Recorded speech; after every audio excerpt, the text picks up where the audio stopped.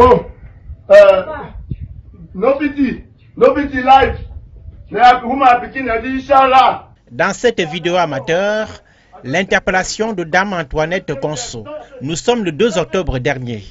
Ici, chez son petit ami à Boya dans le sud-ouest, elle est violentée avec ses enfants et filmée. L'homme qui l'assomme de le suivre, c'est John Ako, connu sous l'appellation de Moja Moja, un élément du bataillon d'intervention rapide, par ailleurs chef traditionnel redouté pour ses violences récurrentes sur les civils. D'après l'ONG Center for Human Rights and Democracy in Africa de l'avocat Abombala, Moja Moja a été accompagné par 2 autres éléments des forces de sécurité. Antoinette Conso, qui s'adonnait à ses activités de transfert d'argent, est conduite avec ses 2 enfants à la Légion de gendarmerie du Sud-Ouest.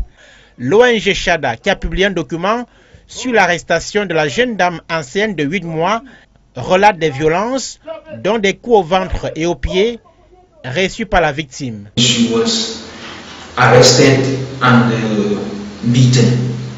Elle a été battue lors de son arrestation.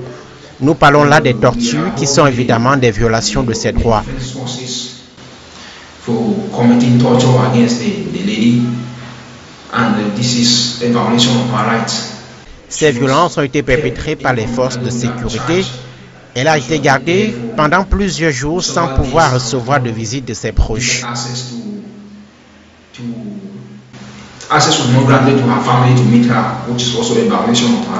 L'interpellation de Antoinette Conso a lieu un samedi. Si ses 2 enfants sont libérés tard le soir, elle est placée, elle, sous mandat de dépôt quelques jours après, à la prison centrale de Boya, sans être notifiée des chefs d'accusation contre elle. Elle est verbalement accusée néanmoins d'être en contact avec Général No Pity, un leader séparatiste réputé dans la région du Nord-Ouest. Ancien mototaximan à Boya et camarade de classe de Antoinette, Général No Pity est l'ancien petit ami de la fille.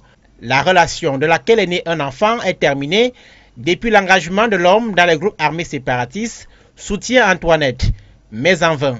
L'arrestation brutale et l'incarcération de la dame de 25 ans suscitent une levée de boucliers au sein de l'opinion. L'avocat Richard Tanfou assure aux côtés de 11 autres confrères sa défense. Il parle d'une plainte pour torture de femmes enceintes déposée contre Sia Moja Moja auprès du tribunal militaire de Boya. Avec une grossesse de 8 mois, vous devez comprendre qu'il lui reste que peut-être 3 mois pour pouvoir enfanter. Donc je pense que elle est vraiment fragile à ce stade et l'envoyer en prison, c'est encore mettre la vie d'un enfant à venir en danger et aussi même sa vie. Donc je pense que elle, vu son état de santé, elle est vraiment fragile et elle devait bénéficier des mesures exceptionnelles. Depuis l'incarcération de Antoinette Conso, les avocats ainsi que ses proches rencontrent des difficultés à la rencontrer.